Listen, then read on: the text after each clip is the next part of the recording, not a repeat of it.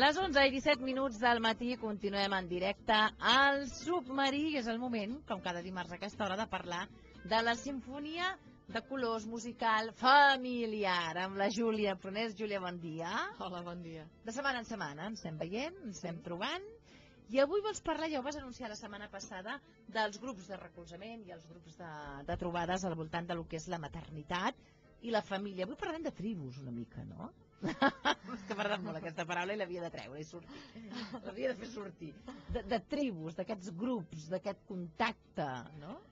Bé, quan es parla de tribu, en el context aquest familiar, de fet per internet, en blogs i en foros surt molt aquesta paraula, és com per retrobar el grup tribu que teníem, no? O que tenen societats que són més petites. Sí. Aquí en els sistemes més així industrialitzats, a ciutats grans, acabem sent molt anònims i molt separats els uns dels altres.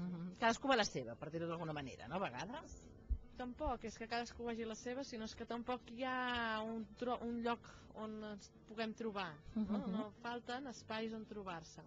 I llavors doncs tendim a estar a casa o a anar de casa a algun altre lloc. Com que tot està lluny, sempre estem o movent-nos, anant d'un lloc a l'altre, o a casa nostra. A més, la família ha canviat, ara és una família més nuclear, pare, mare i fills. Clar, abans, diem abans, no sé, principis del segle... No cal anar a principis del segle XX, als anys 50, no? Que es vivia amb els avis, amb tiets, tietes, i hi havia una família molt més gran, no? A nivell de persones que la feien. Que també tenia els seus pros i els seus contres, però sí que s'ha perdut el grup, és el poder criar els nostres fills amb un cert grup a prop o al voltant.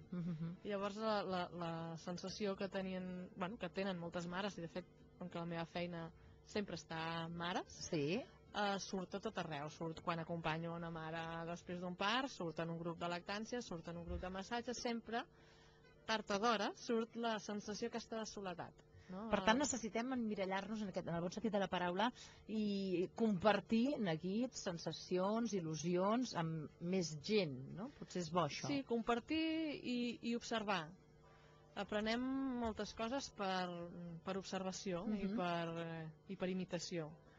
I llavors, si no tenim al voltant altres mares amb altres bebès, hi ha algunes cosetes que ens perdem, que hem d'aprendre sobre la marxa amb l'únic referent de la nostra infantesa i de la infantesa de la nostra parella. I poca cosa més. Llavors tenim poc marge de moviment, diguéssim, o repetim el que ja sabem, o si ho volem canviar, tampoc tenim molts referents al voltant. I al trobar-nos en un grup, primera que es fa anticipar, una mare que té un bebè més gran que el teu, fa una reflexió, un comentari, i quan tu arribes en aquell moment ja el tens, se t'encén una bombeta. A mi m'agrada dir que els grups, perquè sigui un bon grup de recolzament, no t'ha de dir com has de fer les coses. Això és una de les coses que ens hi trobem molt, no? Que, per exemple, en el cas de que quan les mamis estan embarassades o quan tenen un fill, tothom dona consells, tothom dona... que han de ser ben rebuts i que potser està molt bé, però a vegades amb tanta ímpetu, que sembla que només hàgim de fer cas a allò, i si no és allò el que ens passa o el que en fem, sembla que anem perduts, i que no donem la talla, fins i tot. Per tant, aquests consells a vegades més val compartir-los d'una altra manera, no poder? Sí, a vegades és una mica compartir la pròpia experiència des de la sinceritat, a més, perquè a vegades això no hi és. Sí, no, perquè hi ha mares que això és que aquest nen té gana, això és que aquest nen no sé què, però en cap moment comparteixen la sensació, ostres, el meu fill quan plorava a mi em despertava aquests sentiments també, jo també dubtava, mira, en el meu cas va ser que tenia gana. Que diferent, com ho explica la Júlia, que és molt diferent explicar, i sentir com veus. Sempre a partir d'un mateix, de com jo em sento, de com jo m'havia sentit, i mai donar... Bueno, consells està bé, però és que no són consells a vegades el que donen. A vegades són com imperatius. Sí, com judicis i ordres. Si et plora no l'agafis mai en braços. O judicis directament, aquest nen t'està prenent el pèl, o ui, que tova aquests... Sí. I no deixem que cadascú trobi el seu procés, el seu camí. A vegades quan parlo de grups de suport, de grups de recolzament, grups de trobada, grups de família, grups de criança, que n'hi ha molts N'hi ha noms molts, diferents. N'hi ha molts, sí. Algú diu, una escola de pares. No. Una escola de pares seria una altra cosa. Seria algú que té un coneixement, que el comparteix amb uns pares i unes mares que volen saber alguna cosa més per després prendre el seu camí. Un grup de recolzament és un grup de trobada on tothom està per igual. Hi pot haver un dinamitzador, hi pot haver algú que faci... Bueno, que moderi una mica en el sentit que un ordre, no? Però mai és un grup que li digui a les mares què han de fer i com ho han de fer. Jo estic en un grup de lactància i una mica és això, no? Nosaltres compartim, les assessores de lactància, els nostres coneixements, però cada mare segueix el seu camí i mai li direm si ha de seguir donant lactància o si la lactància mixta no, si un xupete sí, si un xupete no.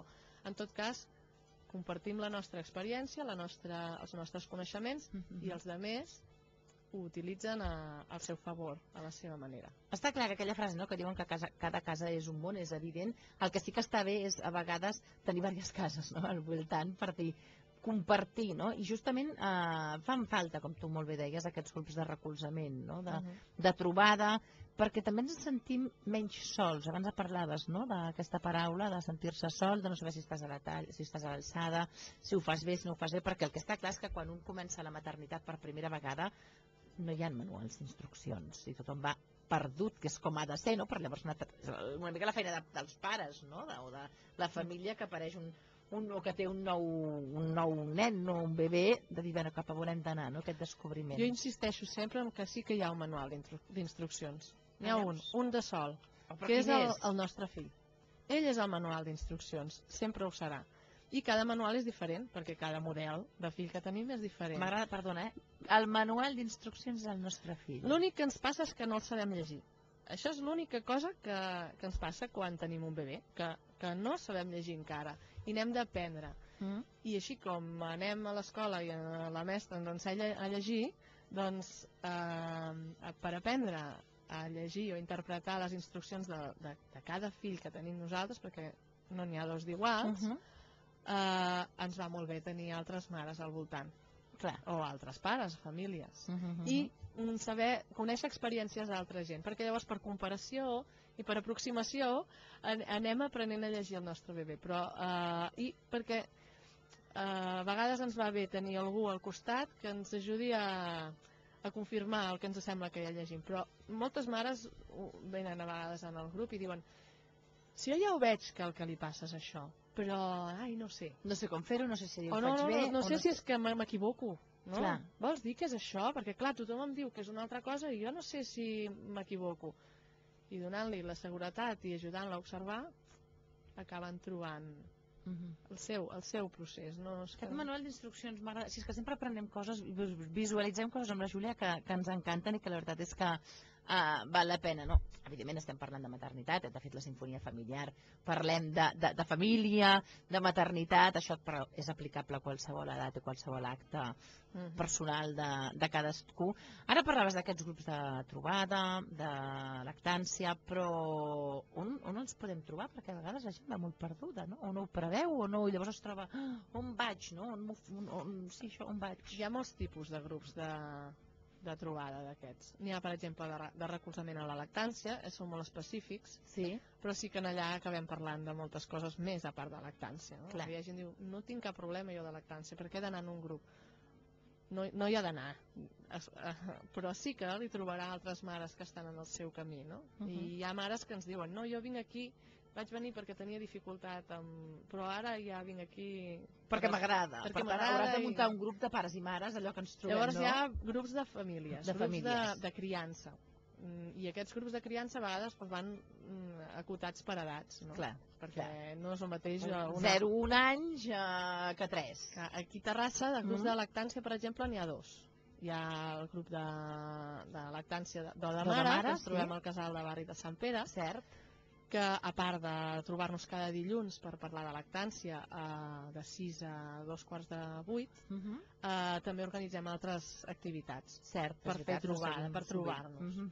Hi ha un altre grup de lactància que es diu Acaronar, que va començar a la xarxa amb un fòrum, que hi ha grups a nivell de xarxes on n'hi ha més. Hi ha molts fòrums i blogs que de gent que es troba per compartir sobre maternitat. Però aquí també hem d'anar una mica alerta, no? Perquè no tot allò que està a la xarxa, que és impersonal en el sentit que és una pantalla d'ordinador, no? I no hi ha potser els altres components de la comunicació, no tot el que llegim també va a missa. És a dir, exacte. Aquí hem d'anar tenir molt clar qui abandera aquella xarxa o aquell blog o aquell...